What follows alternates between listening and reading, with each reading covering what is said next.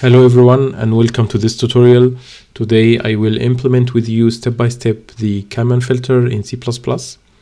And to do this we are going to use the Eigen library, which is the matrix manipulation library in C++. And we will use also the CMake tool to generate the meta files and the Visual Studio solution. So first we can open at this location the Visual Studio code. So we can open terminal, type code dot, and then here we create multiple files. So the first file would be the CMake lists.txt. So this is our CMake lists, and then we create the main.cpp, and then we create the KalmanFilter header file.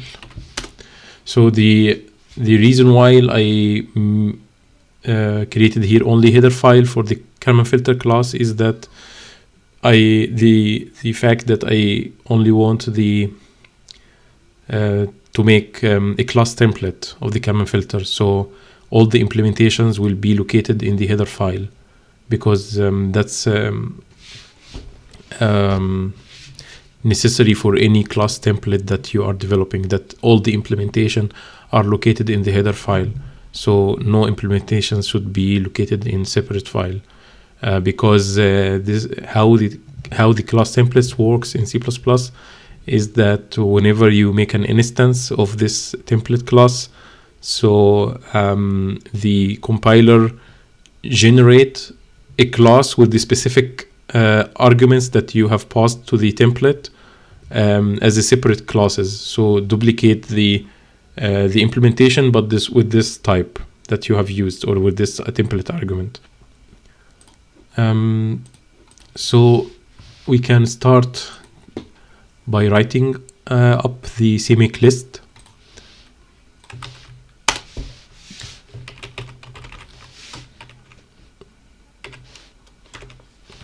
So let's say 3.5 for example, and then we set the toolchain file. So this toolchain file should be pointing to the directory where we installed or downloaded the vs package, because vs package are the package manager that we are using to download and install software packages on Windows. So you need to go to where you stored the vs package. Here then scripts, build systems. So that's the CMake toolchain file that we are interested in. So you can simply copy this here, and then here we can use pkg.cmake.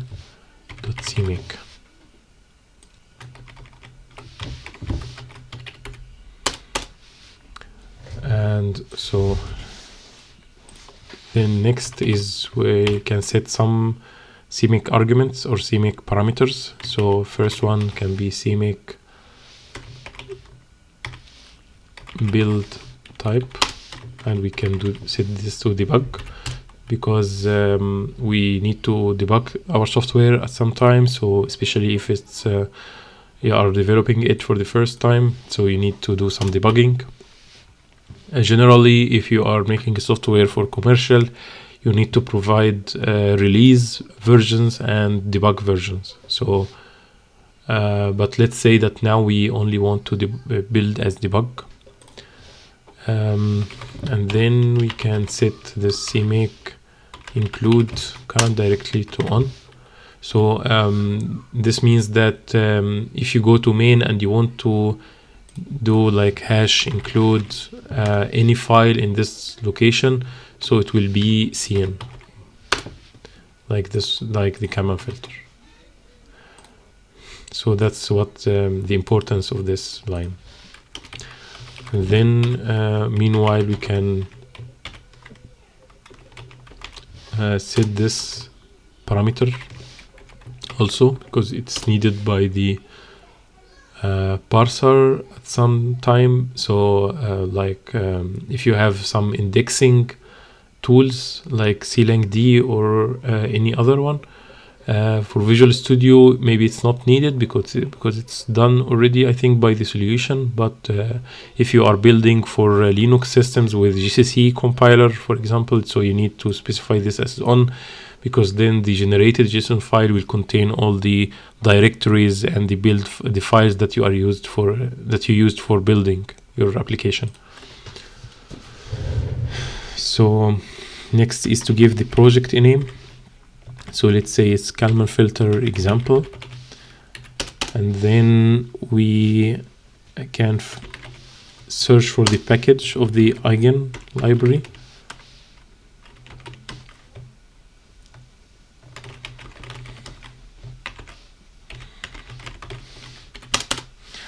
And then we create the application,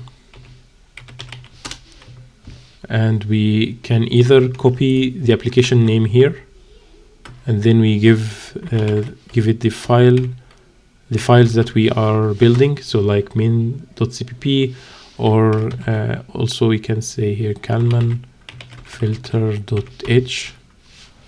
So I can write the same project name here, or even better, we can just evaluate the value of this macro.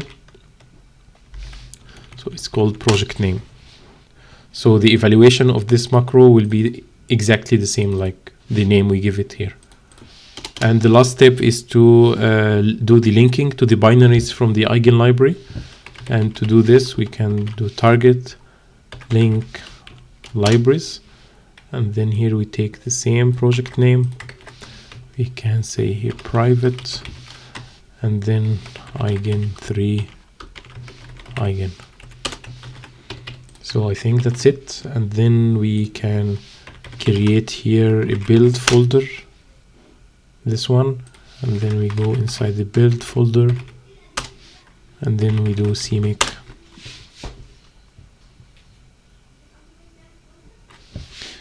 Yes, so now all the meta files are generated here.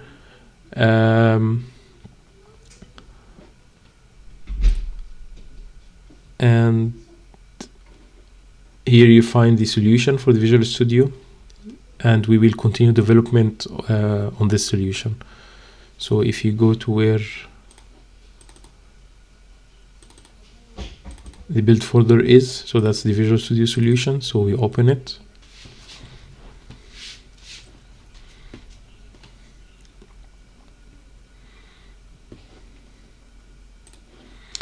And then that's the application we are interested in. So we set this as the startup project. Then we go to the KalmanFilter. Yes, so here I can include some of the standard libraries like stdint. This is one of the libraries that you might need for some primitive types. And we will include also the Eigen library.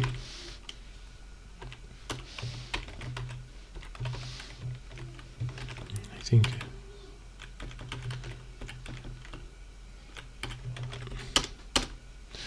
And then we can give it a namespace. Let's say KalmanFilter. And then the class.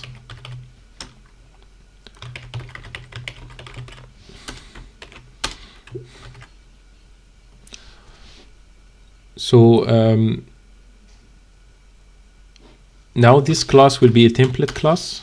So it will be like it will have here two arguments. So the arguments are the dimension of the state vector and the dimension of the measurement vector. So these are the two main dimensions that we are interested in. So this we can call dimension x. So that's for the state vector, and then dimension z for the measurement vector. And then we can write here the public and the private sections. So then we can define the matrix.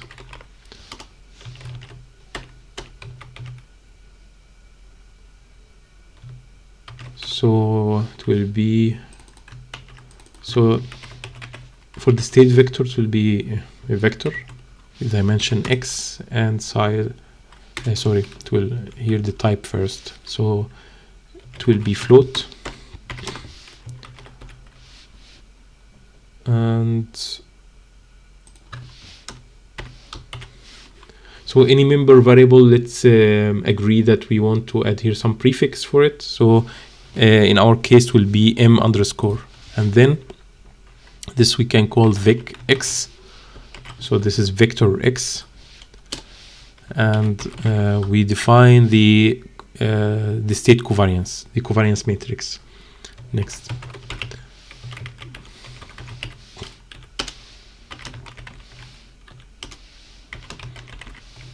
So the covariance matrix has the same number, the rows and columns are the same dimension of x. And then matrix P, so that's the covariance matrix.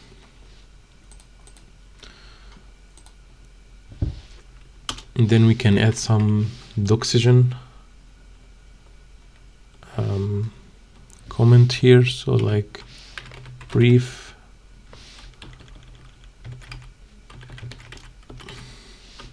So the state vector.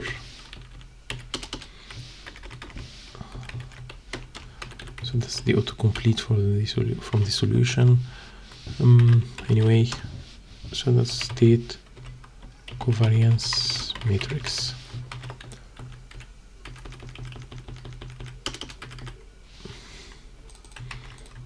And then here the constructor, we can make it default constructor. Yes, so then we define the first step in the KalmanFilter, which is the prediction step. So let's call it prediction. And then here what will be the arguments for this prediction function. So the first one, it will be the state transition matrix, so the F matrix, and this will have the same dimension as the P matrix, so it's x by x. And here since we are passing a class argument, so we can make it pass it by reference, so it's more efficient than just copying it as a value. And here let's say matrix F.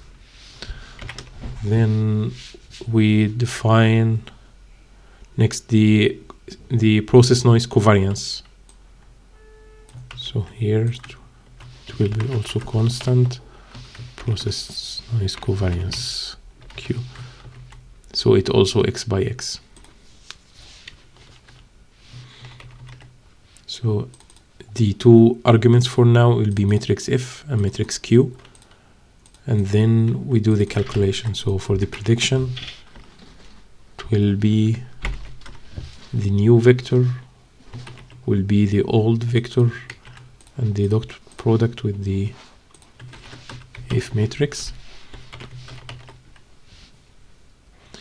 And then the new covariance, the predicted covariance, will be the previous covariance but transformed by the matrix F, so this will be transpose.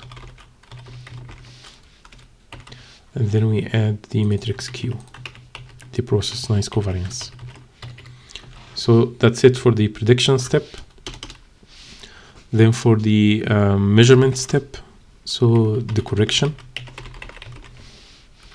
So we want to pass the measurement vector, and the measurement vector, so it will be just a vector like the state vector, but we use the dimension z instead.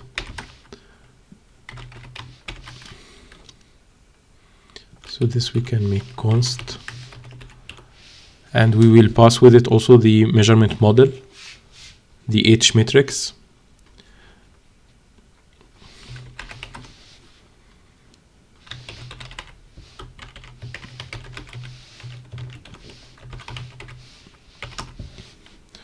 The measurement model will be dimension z by dimension x, z by x.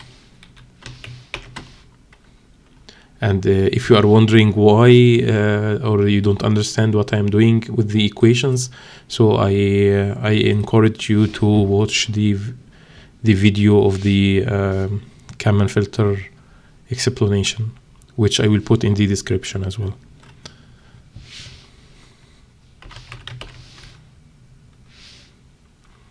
And one additional argument will be the measurement noise covariance, similar to the process noise covariance. So we can just copy this. So this is matrix R, but then this will be dimension z by z.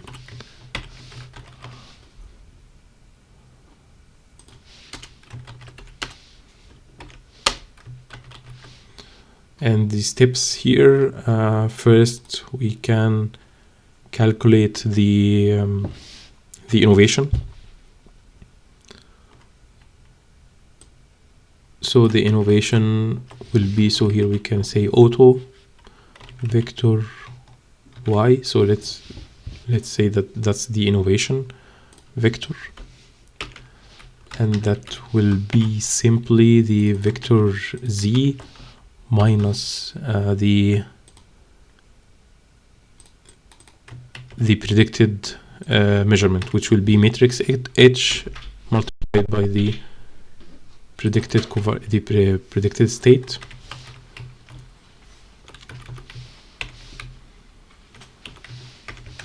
So that's here the innovation vector, or the residual, whatever you want to call it.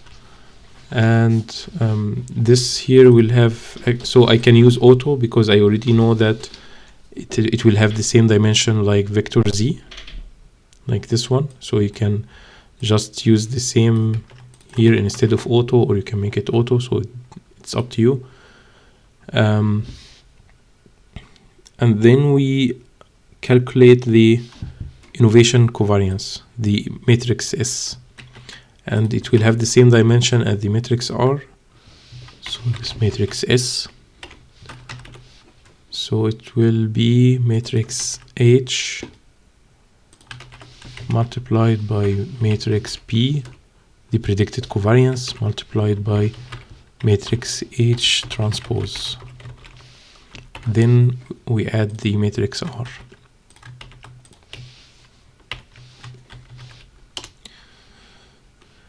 So that's now the vector, the measurement vector, the innovation vector, and the innovation covariance.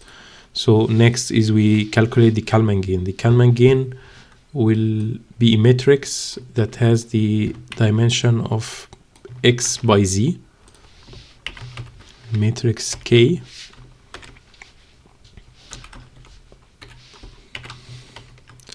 And this here will be this part, then multiplied by matrix S inverse.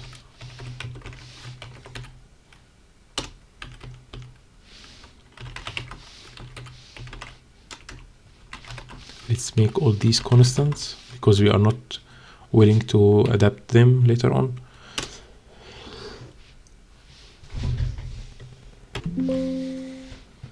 So next is to do the correction. That's the last step. So the correction will be that we update the state vector. So it will be the old one, the predicted state. So we can write it like this, and then we can add the Kalman gain multiplied by the innovation, so vector y. So we can write it vector x like this, or we can use the C++ way to be like this. And then the matrix P, we update it, so it will be so matrix P.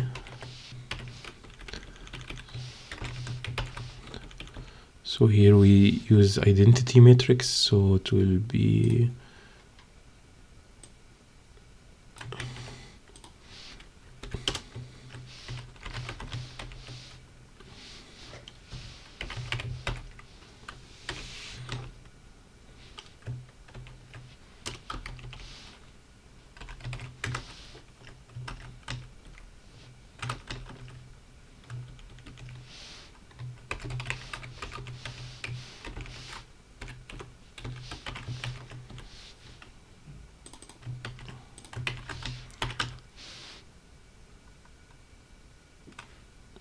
then matrix H multiplied by matrix K.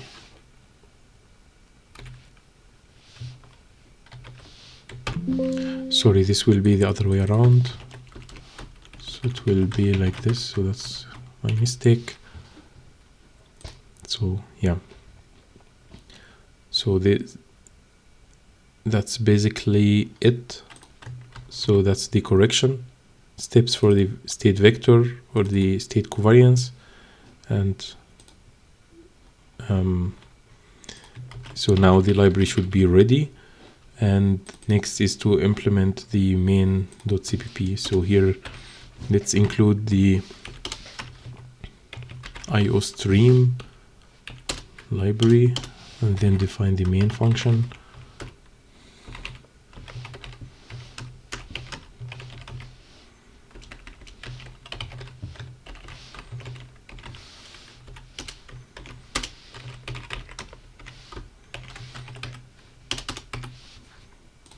And so here let's also include the Eigen. So although it's also included inside here, but yeah, just as a good practice, since we are using it in this folder or this file, sorry, then please also add it here, the inclusion, just to know that everything included here is used at this file.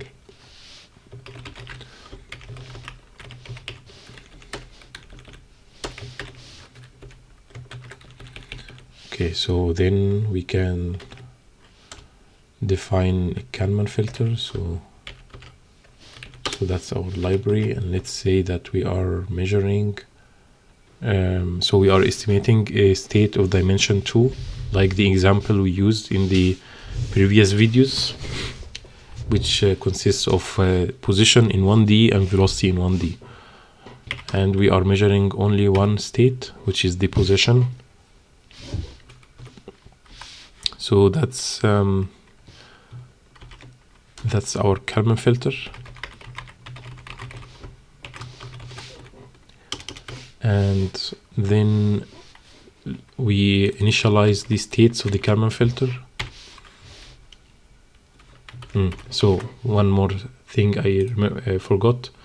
So let's add here getters for these two private member variables. So the first one,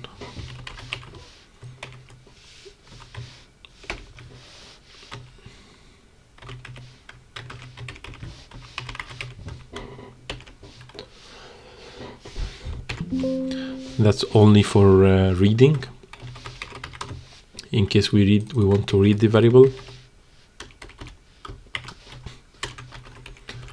And we create similar one but without these constants, so in case we wanted to write also in this variable. So this method will return a reference, and with this reference we are able to set even the value of this internal variable. And we can do the same also with the state covariance.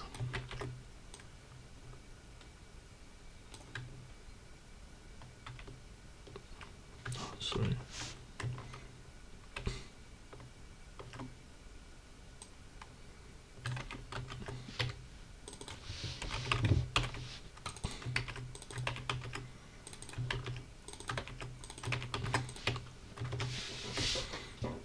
Yes, then we go here again. So this time we initialize the state vector.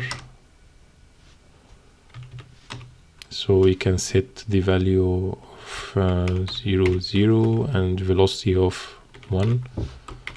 So 0, 0, 0 is the position and 1 is the velocity at the initial state. And then matrix P, so that's the prediction, the state covariance. And here let's make it like identity matrix.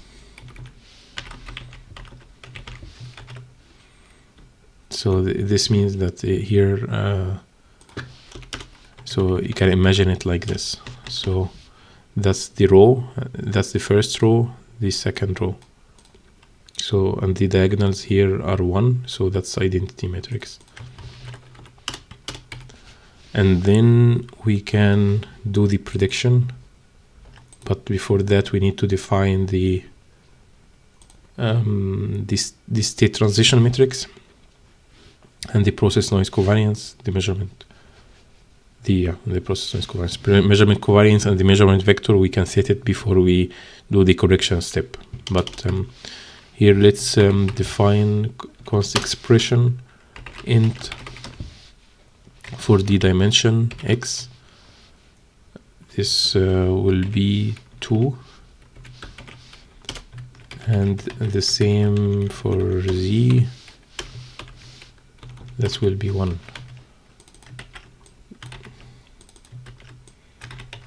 Okay, and then here we can define matrix float, and then matrix F is dimension x by x.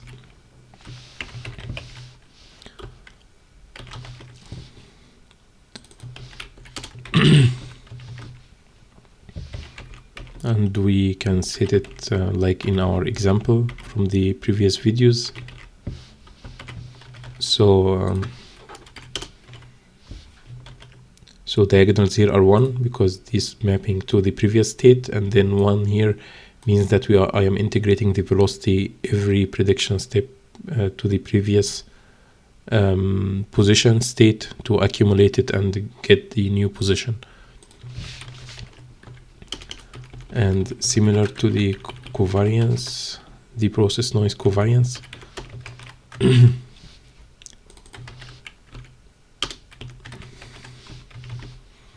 So here, let's say that we have diagonals equal to 0.5. And then we are ready now to do the prediction step. Prediction, then we pass matrix F, then matrix Q.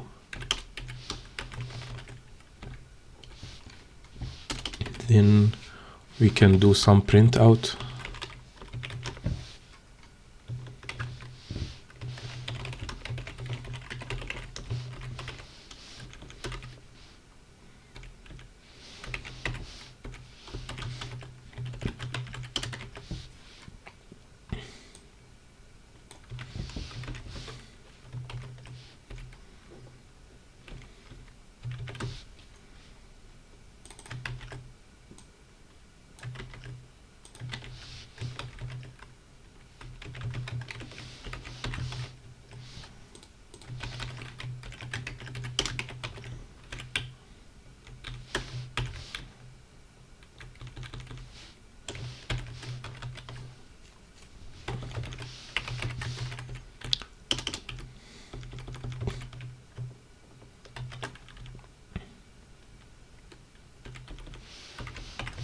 Let's make it here 2 lines. So now that's the prediction step, and let's do the measurement step. So we define the measurement noise covariance, and we can give it like less uncertainty compared to the process noise. So here is 0.1, here is 0.5, and this is R, this is Z. Exactly. And we define as well the measurement vector.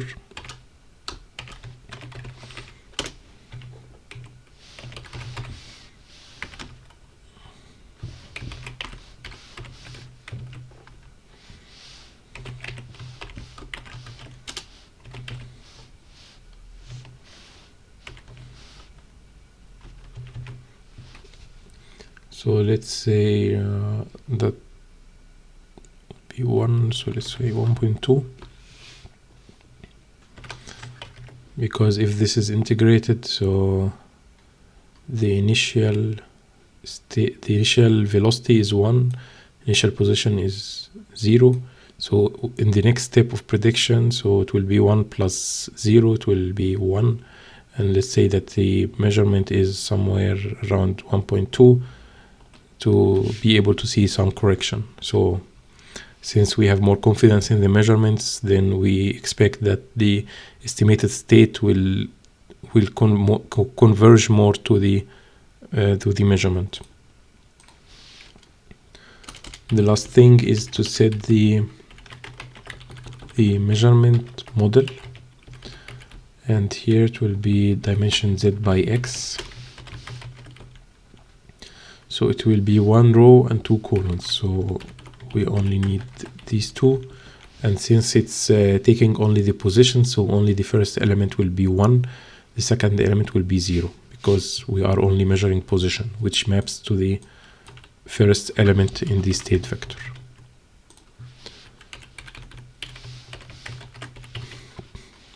So then that's it. And then we are now ready to call the correction step. So that will be vector z.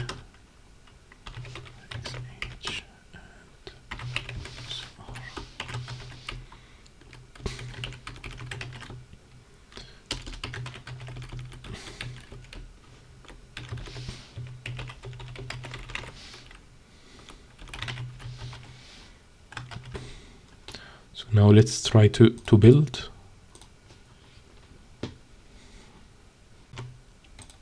So now what do we have here? So we have here few warnings and some errors. So warnings say that truncation from double to constant float. Yes, because we are using the float type in our matrices like here and everywhere. So it's expecting that when we set the values that we specify to the compiler that these are floats, so not double. So to do this, we just add f here. So we can do it in small letter or in capital, but let's for now do it in capital. So now we add this f everywhere in beside the values, the arbitrary values that we wrote.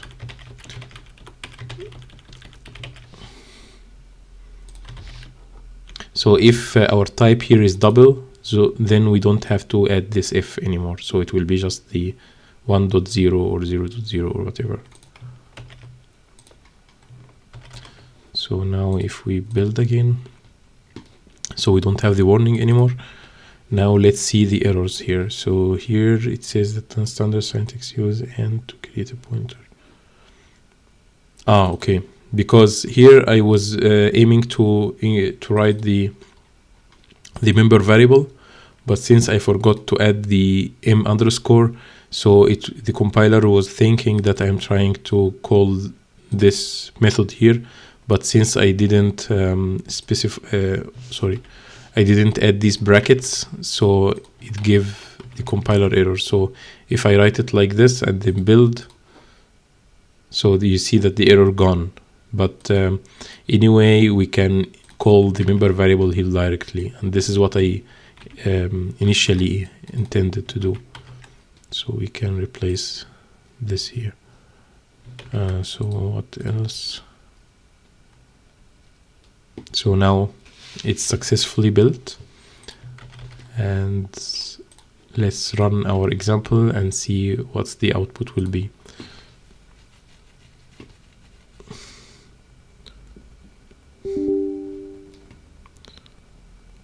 Port.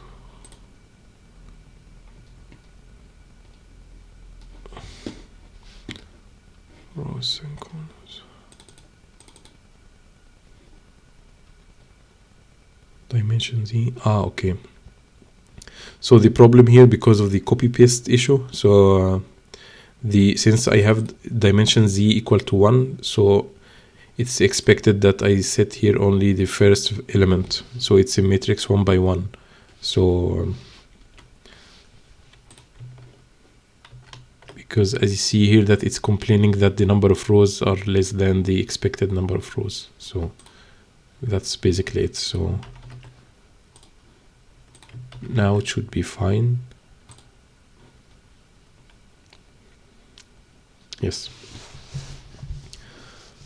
So the initial state, let's elaborate more on the results here. So the initial state is 0, 1. So the predicted state, since we added the velocity to the initial state, so it will be 1 plus 0. So here we see that the first element became 1. And the second element is as it is, so no change. So it became 1. And the process noise covariance, so now now the state covariance, it's now increased. So previously it was identity matrix, so now we added more noise to the elements of the diagonal. And here you see that the off diagonals are now not zeros. So this means that there are correlation between the velocity and the position states. After correction, so now the velocity state changes because this velocity was not accurate, because based on this velocity we expected that the position would be at 1, but when the measurements arrived and we did the correction, we found that the measurement actually says that we are somewhere around 1.2. So now the position state is corrected, so it's shifted more towards 2, and since now it's increasing, so the velocity should be more than the initial velocity that we know from the prediction. So it will be somewhere around this value. And then the state covariance, now you see that it's decreased. So this element now of the position, it was 2.5, now it's 0.09, almost 0.1, because now we are more certain about our position. And the correlations also reduced, and also the uncertainty in the velocity state now reduced. So it's not reduced as much as the position, because we are not measuring the velocity state, we are measuring the position state. So position is we are more certain about the position rather than the velocity, but let's say that we are more confident slightly compared to the previous step after the correction. So that's basically it, and thanks for watching. If you like the video and like the content that we provide, so please subscribe to the channel, and because this is a great support to me to provide you more videos and improving my contents. So thank you, and see you next time.